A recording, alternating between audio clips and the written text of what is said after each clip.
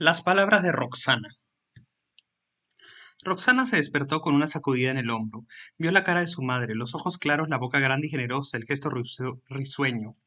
Volvió a echarse, donde su almohada, con los ojos cerrados, murmuró: ¿Qué hora es? Un poco más tarde estaba sentada en la mesa del desayuno, un plato de cereal, tostadas con mermelada y jugo fresco de naranja. Frente a ella su padre tomaba una taza de café negro. Tenía los pequeños ojos hundidos, con bolsas de carne asomado bajo las mejillas y el pelo opaco, escaso de colorido por una vida esforzada en su empresa de construcción. A su lado su madre iba sirviendo la mesa. Su breve, ágil y delgado cuerpo de brazos cortos revoloteaba con cuidado, se movía como una abeja alrededor de las sillas. Llevaba los vasos, servía panes tibios en la canasta, echaba la leche sobre el cereal. Ese permanente movimiento de su madre encendía siempre el aire del comedor en las mañanas y era para Roxana parte del proceso de despertarse. Su hermana mayor ya había salido temprano a clases de 8. Este año que viene te presentas a la universidad, recordó su papá. ¿Has decidido lo que quieres estudiar? Roxana no contestó. Le iba mejor en los cursos de historia y de lenguaje. Con las matemáticas tenía problemas. Los números le resultaban inhumanamente fríos y vagos. Quería estudiar una carrera de letras, pero su hermana ya entraba a tercer año de ingeniería y su papá estaba orgulloso de ella. Debía decirles que no iba a seguir a su hermana, que no iba a estudiar ciencias. Creo que letras, dijo en un arranque de sinceridad. Su padre la miró. Se va a molestar, pensó Roxana. Va a decirme que si no estudio ciencias no me paga la universidad. Se va a armar un roche. A mí me parece bien, hijita, murmuró su madre en voz baja. Es lo que siempre te gustó. Lo mejor es estudiar lo que te gusta, ¿no, Pepe? Su papá se sirvió un poco más de café. Sí, está bien, dijo por fin en voz baja. Esa tarde llegó Vanessa, su mejor amiga. Tenemos fiesta en mi casa mañana, dijo. Vanessa tenía una cola de caballo larga y oscura que se amarraba con una liga blanca. Su piel canela estaba puntuada por lunares pequeños como si le hubiera llovido en la cara. ¿Hay fiesta? Sí. ¿Por qué? Sorpresa. Anda, dime, ¿por qué hacen fiesta? No seas curiosa, hija. La mañana siguiente prepararon la torta. Habían comprado la harina, los huevos, el azúcar, la leche y la crema y medio kilo de fresas. Luego Vanessa y Roxana ayudaron a mover los muebles, escoger las cintas de música, limpiar la casa hasta los últimos rincones del baño, bandejas con queso, salchichas, paté y galletas, cerveza ron, gaseosa y hielo, servilletas, tenedores, platos descartables, todo ocupaba un lugar. A las 7 Roxana estaba vestida, en un traje azul hasta los tobillos, el pelo suelto y un ligero maquillaje de tonos color durazno. El teléfono sonó, era Vanessa. Ya te puedo decir por qué haremos la fiesta. Ya te puedo decir por qué haremos la fiesta. ¿Por qué? ¿Sabes quién llegó hace un rato del aeropuerto? Mi hermano Ricardo. Viene justo a tiempo. Mis papás fueron a recogerlo. ¿Ricardo? Sí, acaba de llegar a los Estados Unidos. Por él es la fiesta, pues. Ricardo había viajado unos meses antes en un programa de intercambio. Tenía 25 años y estaba a punto de terminar ingeniería. Era el mayor de los hermanos de Vanessa. Roxana había visto siempre al hermano de su amiga como desde el fondo de un jardín donde él era la estatua principal. Era el hombre más guapo que había visto nunca, alto y delgado, de porte seguro, mezclaba con una milagrosa naturalidad la firmeza y la cortesía. Roxana siempre había imaginado que en alguna parte de su corazón Ricardo sentía algo por ella, ¿no era así? Ahora había vuelto al Perú y iba a ir a la fiesta. Iba a encontrarse con él, bailaría, se acercaría a él con una sonrisa. ¿Qué le diría a ella cuando la viera? Roxana fue a mirarse otra vez en el espejo. El collar estaba un poco corto. El pelo tenía un color opaco, podía echarse tinte. Se peinó rápidamente una y otra vez. Los rectángulos de madera reproducían luces amarillas en las lámparas. Las mesas tenían manteles azules. La torta de bienvenida presidía la bandeja principal. La casa parecía de otros ahora. Estaba arreglada para que la vieran. A partir de las 9 fueron llegando a partir de las 9 fueron llegando. Estaban los Ubillus, los Pesqueira, los Valareso, Claudia, Irene, Liliana, sus amigos del colegio, Carlos, Beto, Pocho. Los adultos se sentaban en el salón con los vasos de whisky. Hablaban de política, de fútbol, de negocios y de vez en cuando miraban a los grupos de muchachos en el patio. La música de Shakira agitó el aire y Roxana vio que su amigo Beto se acercaba. Beto tenía el pelo crespo, los ojos grandes y la boca congelada en una sonrisa. Parecía un muñeco inflado. La invitó a bailar. Roxana lo siguió lentamente. El patio tenía una superficie lisa de losetas anchas, buena para el baile. La música, las luces, las otras parejas parecían moverse con un solo cuerpo. Solo ella se sentía fuera. Su pareja, Beto, era la única pieza mal colocada en ese escenario. aunque era un buen chico. Mientras bailaba lo vio llegar. Ricardo tenía una camisa de seda, el pantalón negro, el pelo corto y parejo. Cuando Roxana vio que él se fijaba en ella, una de sus piernas se dobló ligeramente, recuperó el paso y finalmente Shakira se disolvió en una salva de aplausos. Hubo un cambio de ritmo y el calor tierno de Luis Miguel resonó en el piso. Roxana oyó el gracias de Beto. Ricardo se acercaba ahora. Ella sintió una corriente en la espalda. Él extendió la mano. ¿Quieres bailar? Murmuró. Ella sonrió. Esa noche bailaron varias veces. Recostada en el pecho de Ricardo, colgándose suavemente de su brazo, Roxana oyó la música y vio girar la pista que la aislaba de un planeta ocupado solo por ella y él. Bailas lindo, dijo Ricardo en voz baja, y ella apenas pudo reprimir el deseo de hurgar en su pecho con la frente. Esa noche se despidió de ella con un beso en la mejilla. Gracias por pasarla conmigo, susurró. Ya nos vamos, Roxana, dijo la voz de su madre. Afuera, Roxana encontró su carro rodeado de personas mayores. Su papá trataba de hacerlo arrancar. Por fin, luego de varias descargas, el motor se encendió y se estabilizó en un murmullo de ronco y se estabilizó en un murmullo ronco. Mientras los demás aplaudían riéndose, su padre les decía que tendría que llevar el carro al taller a primera hora. La siguiente vez que vio a Ricardo fue una semana más tarde en la casa de Vanessa. Hablaron de sus planes para la universidad. El medio año se acercaba. Vanessa y Roxana iban a matricularse juntas en una academia. Era el tema de conversación de una tarde en la cocina cuando entró Ricardo. Yo les puedo repasar matemáticas, dijo él de pronto en voz baja. ¿De verdad, hermanito? Sonrió Vanessa.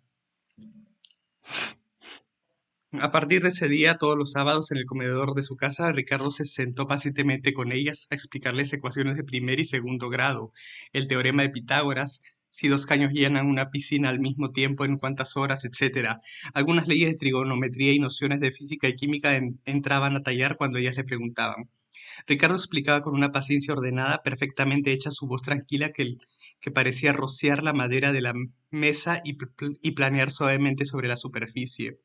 Roxana, que por lo general se había considerado congénitamente incapacitada para los números, encontraba un orden en esa explicación. Todo parecía de pronto muy claro, como si Ricardo fuera un ángel seguro como si Ricardo fuera un ángel seguro que les abría camino con una antorcha. Una especie de melancolía la paralizaba cuando estaba cerca de él. Era como si siempre hubiera tenido esa sensación. No podía entender cómo había sido su vida antes de amarlo.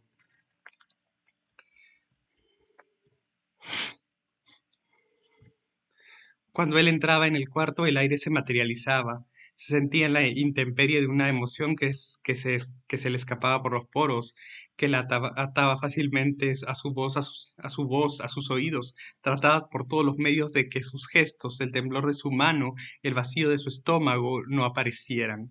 Lo había logrado. Algunos sábados después de la clase, Ricardo las acompañó al cine. 2 veces él las invitó a comer al chifa. Se sentaba en medio de las dos, movía los cubiertos con golpes firmes y elegantes. Hablaba de su vida en Estados Unidos, de las clases en la universidad. Se sentaba en la mesa con las dos manos dobladas bajo la cara atenta de ojos grandes y buenos. Era hermoso. Roxana siguió soñando con él, pensando cómo podía hacer para librarse algún día de esta pesadilla feliz que la despertaba abrazándolo.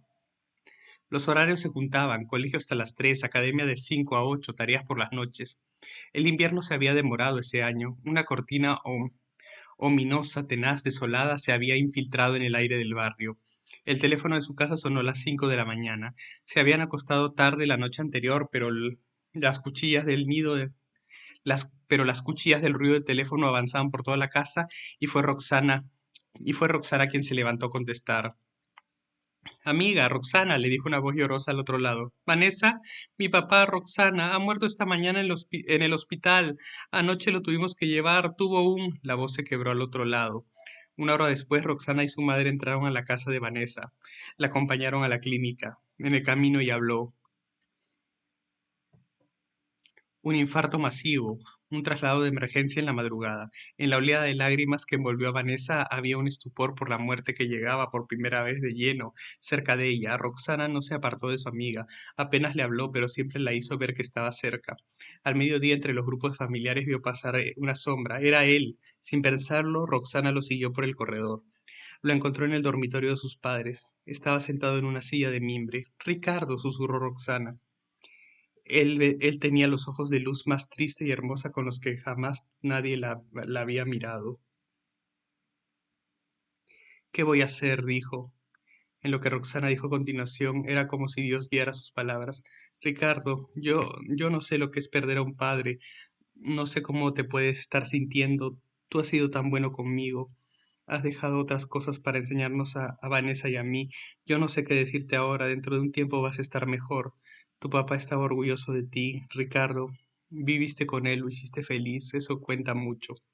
Ricardo la observaba con serenidad, sin embargo parecía sorprendido de escucharla. Gracias, dijo, rozándole el pelo como acariciándola. No volvió a ver a Ricardo durante varios días. Estaba muy afectado como todos, le dijo Vanessa mientras tomaban una gaseosa. Creo que él sentía que era el preferido de mi papá. Mándale saludos, le dijo a Vanessa, a ver si un día lo invitamos a tomar lonche. En pago por esas clases, en pago por esas clases que nos dio, Vanessa sacó un billete. Vamos, que se hace tarde para el cine, dijo.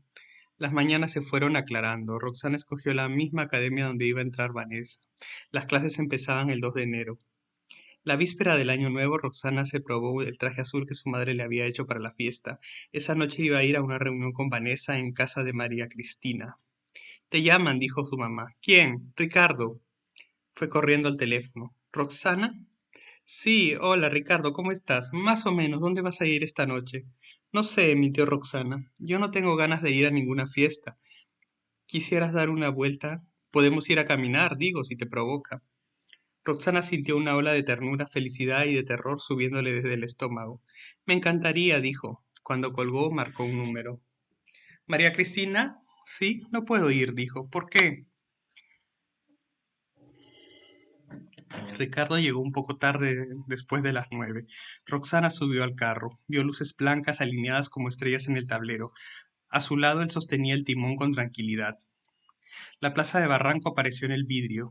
Racimos de cuerpos iban creciendo en las veredas. Algunas hileras de muchachos se alejaban hacia la calle peatonal. Los faroles de algunas vendedoras apenas iluminaban la pared de la iglesia.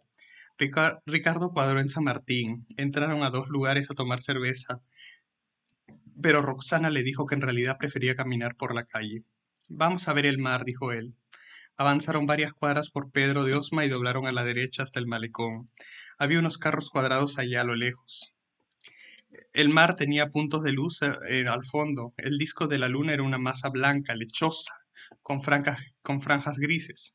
Habían hablado de los estudios en la Universidad de Vanessa y de sus padres, pero ahora se ha hecho un silencio que Roxana no se atreve a romper. Es curioso, ¿no? Dijo Ricardo de pronto.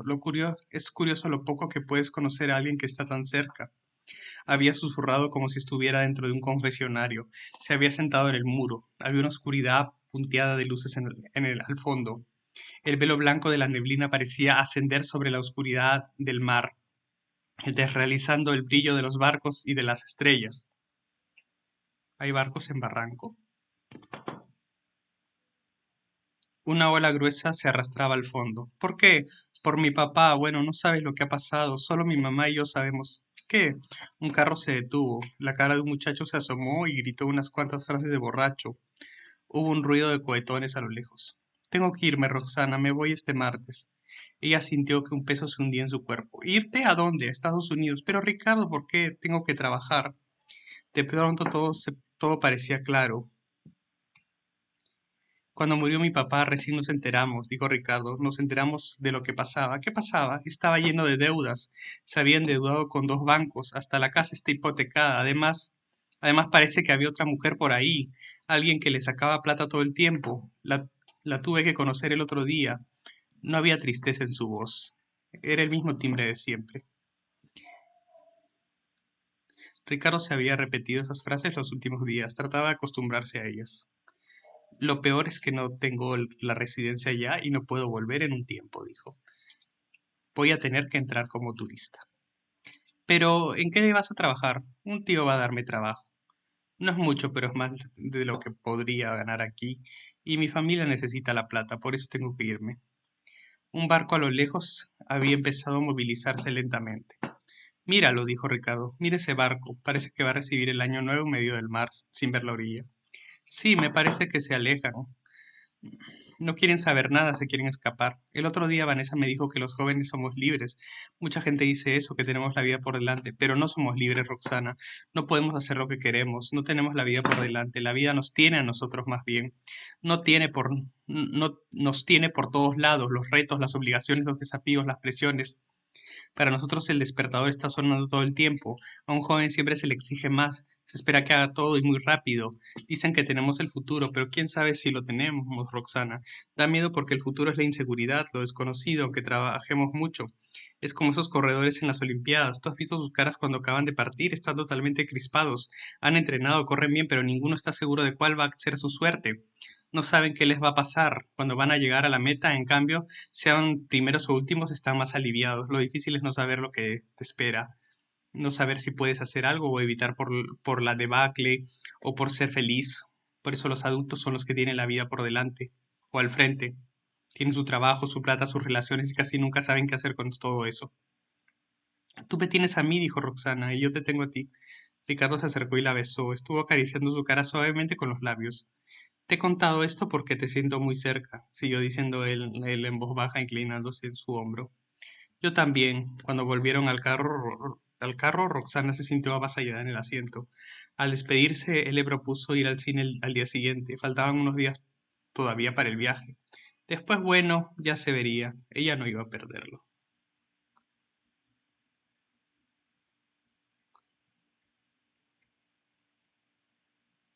Cada historia es peor. La mañana del señor Rosales. Ha sonado el timbre de las 10 y empezamos a llenar el patio. El señor Rosales camina hacia la sala de profesores en línea recta, sin voltear, como un soldado.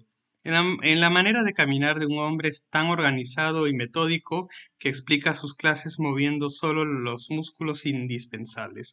El profesor Rosales es un soltero de 40 años que enseña matemática a la primera hora de la mañana. Hay como una parálisis en su rostro disecado. En la clase nadie chista con él. 5 minutos para resolver este paso, anuncia con voz grave y seca. Con sus pasos nadie aspira a sacar más de 13 o 14, y 0,9 es lo normal. Hay otros profesores hay otros profesores. La que menos se parece a él es la señorita Jimena, que enseña arte a la tercera hora. La señorita Jimena tiene el pelo corto, marrón, los ojos movedizos, la piel blanca y suave como una porcelana. Su voz es aguda y quebradiza, un reflejo de su temperatura emocional. Soltera romántica, vive con intensidad la devoción hacia el arte. Se deja arrastrar por sus delicadas pasiones, de las cuales la más importante es la pintura del Renacimiento, Rafael, Miguel Ángel, Leonardo. El profesor Rosales y la señorita Jimena son como la roca y el agua. Él es inalterable, ella deja brotar sus sentimientos a borbotones. Él deja que sus ojos planeen por la clase con la rápida, certera ferocidad de un vuelo de balcón. Ella mueve la cabeza en distintas direcciones echando las semillas de su necesidad, de afecto. Con el profesor Rosales nos sentimos impresionados por la claridad de sus soluciones a una ecuación o un problema de geometría. Pero yo particularmente amo a la señora Jimena, aunque los bestias de la clase se burlan de ella. Creo que algunas de nosotras la queremos. A la señorita Jimena le interesa que aprendamos. Nos proyecta diapositivas, nos pone cassettes de música clásica y folclórica, nos organiza paseos a algunas iglesias los sábados. Conocí las fachadas de San Marcelo y la Merced por ella. La adoro y quisiera que esté siempre bien. Me gustaría que ella sepa que también que ella sepa que alguien le agradece sus esfuerzos. Me hice amiga de la señorita Jimena en el último año. Laura, Amelia y yo formábamos el trío de las chicas que se cuentan casi todo y se llaman por teléfono a cualquier hora. Las tres fuimos a su casa varias veces a escuchar música y tomar lonche, panes con jamón, bizcochos, chicha. Ella contaba los trozos, ella cortaba los trozos lentamente y sin derramar un mendrugo. Con ella alguna vez hablamos de amor, de hombres y de cosas así. La señorita Jimena nos daba consejos que en esa época nos parecieron muy importantes. No pensar que el amor de verdad es el primero, tener afinidades con los gustos y aficiones, conocer bien a los papás y a la familia del chico. Yo había tenido un enamorado, Javier, pero la relación había durado pocas semanas. Cuando él me dejó, mi papá me había acompañado al cine algunas noches. Después de la señorita Jimena, mi padre era la persona más importante para una chica como yo. Por entonces se acercaba el fin de año y yo solo pensaba en el día fijado para entregar los cuadernos. La fecha de entrega no se me ha olvidado, era el 6 de diciembre. Yo no estaba al día, había faltado muchas veces por mi eterno martirio, la gripe. Pero la última semana, gracias a los apuntes que me prestaron a Mel y Laura, pude llenar todo lo que me faltaba. Esa semana vine temprano a la casa y estuve varias veces escribiendo, sobre todo en las dos historias, sobre todo en las dos historias, en las dos historias, en geografía, en lenguaje y literatura. La fecha de entrega era jueves. En la mañana teníamos que presentar los cuadernos con apuntes de todas las clases, los títulos bien subrayados en rojo, los mapas y dibujos. Durante esas semanas yo había notado movimientos extraños en la casa. Mis padres habían cambiado. Mi mamá parecía un poco más nerviosa, como reaccionando con violencia ante cualquier contrariedad. Que el mensajero de la farmacia le trajera un remedio equivocado o que alguien llamara por teléfono después de las 10 provocaba en ella un aluvión de gritos que yo no había visto antes. Mi papá, en cambio, llegaba a la casa abatido, en silencio, veía largos partidos de fútbol en la tele y se acostaba más temprano que antes. Yo seguía a todo vapor con mis cuadernos. La víspera de la fecha de entrega, un miércoles en la noche, estaba llenando el de geografía. La víspera de mi fecha de entrega, un miércoles en la noche estaba llenando el de geografía. ¿Qué obsesión tienen estas historias con el fin de año? Laura me había prestado estos apuntes y a la hora de pasar los ríos, de Arequipa me encontré que no podía leer el nombre de uno. Estaban el Chili, el Ocoña, pero no podía leer el último. ¿Qué podía decir allí? Me acordé de que mi papá era arequipeño. Él siempre lo repetía y simplemente fui a la biblioteca de la casa donde pensaba que él estaba trabajando.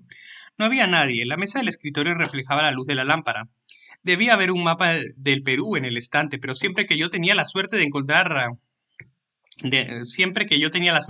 ahí y no encontrar a nadie, me sentía tentada a mirar por encima de los papeles. Es una costumbre de las personas que tenemos menos poder, mirar, hurgar, fisgonear cuando nadie nos ve. Ese día también lo hice. Sobresaliendo de un folder había un papel con el logo de una clínica. Nunca había visto un documento así, con letras tan negras. Lo saqué, tenía el nombre de mi papá, tenía el sello de un doctor, tenía escrita la palabra quimioterapia. Lo guardé de inmediato y lo volví a mi cuarto. Le pregunté a mi hermana por mis padres. Habían salido a una comida. Me dijo, mi papá tenía cáncer. Le estaban haciendo tratamiento. No nos habían dicho nada para no preocuparnos. Esa noche cuando lo sentí llegar, miré el reloj. Eran las 11. Salí y abracé a mi papá. Pareció sorprenderse. Abracé a mi mamá también. Después corrí a mi cama. Soñé con una tormenta en la que yo naufragaba. Las aguas negras me arrastraban. Mi papá venía a salvarme. Cerca de mí una ola negra lo empujaba. El mar iba a caerle encima, pero antes de ser aplastado por el agua, él lograba ponerme un salvavidas y darme mi querido peluche. Yo me había salvado, él había dado su vida. Me desperté a las 7:30, la hora de entrada al colegio eran las 8 y el jefe de disciplina, el señor Pastor, apodado el señor Barriga, no tenía contemplaciones con las que llegaban tarde. Mi mamá entró al cuarto, me sacó la ropa, me sirvió el desayuno y prendió la camioneta. Salí como una flecha. En el camino me habló de su reunión la noche anterior. Yo no me atreví a preguntarle. Vi mi reloj y sentí mi propio suspiro de alivio al ver que faltaban 10 minutos. De pronto me encontré parada frente al colegio, miré mi mochila. Una corriente de estupor me paralizó. Estaba frente al edificio, faltaban 8 minutos para la hora y, y yo me había olvidado de mis cuadernos en la casa. ¿Qué podía hacer? A un lado el tropel de alumnos estaba entrando por la reja principal. Al otro algunos profesores subían la escalera de la puerta de vidrio.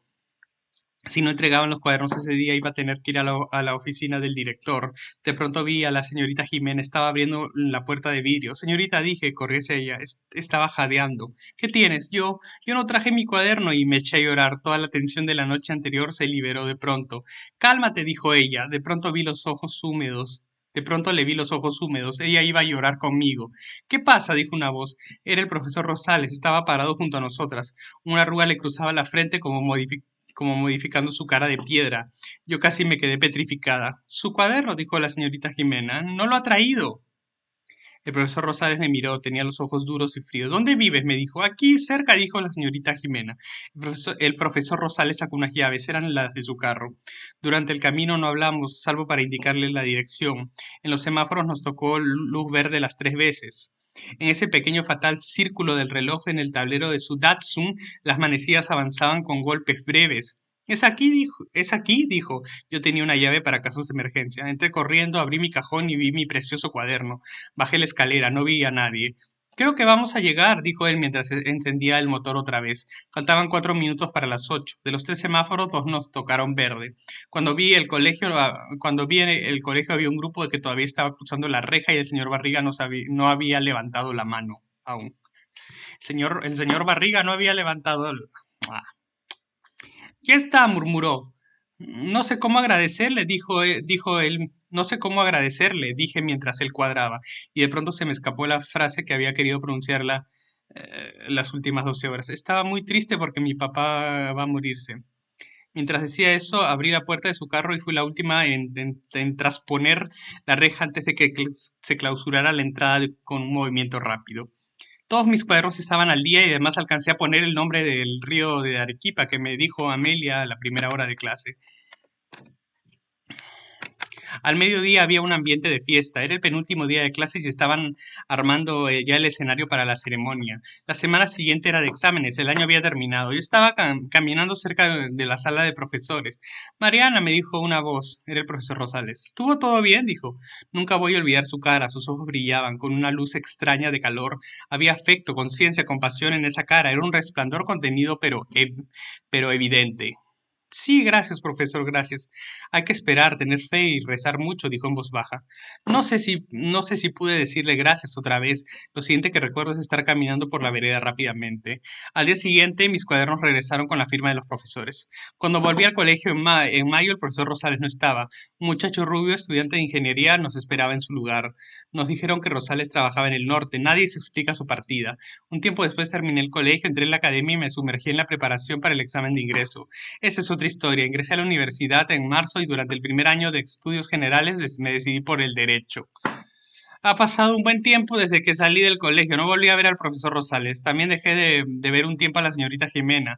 Pero cuando volví a visitarla con Laura y Amelia, fuimos como antes a su casa para tomar lonche. Pero cuando volví a visitarla con Laura y Amelia, fuimos como antes a su casa para tomar lonche. La encontré igual. Pero Pero cuando volví a visitarla con Laura y Amelia, fuimos como antes a su casa para tomar lonche, la encontré igual. La Virgen de las Rocas, la Escuela de Atenas y otros cuadros ocupaban su atención y también ocuparon la nuestra durante el tiempo que estuvimos ahí. Mi papá luego de un tratamiento largo se recuperó del cáncer, no sé por qué, pero hasta hoy creo que se debe a que yo recé mucho. Tener fe, me había dicho él esa vez. Aunque como digo, no volví a ver al profesor, he sabido algo de él. Amelia nos contó ayer mismo en casa de la señora Jimena. ¿Se acuerdan del profesor Rosales? No saben lo que me enteré. Fui con mis papás a Piura a un hotel en Cabo Blanco. Amelia siguió diciendo que el dueño del hotel era un hombre callado y amable, que por las noches preparaba platos especiales. Una noche les contó que su hijo iba a un colegio de la ciudad. Hace unos años vino un profesor de Lima para organizarlo. Lo sacaron no sé de dónde. Ha hecho hasta un laboratorio en el colegio. Un tipo bien serio. Se queda trabajando hasta tarde en su oficina todos los días. ¿Era el profesor Rosales? Pregunté. Sí, pues, ¿qué te parece? Era él.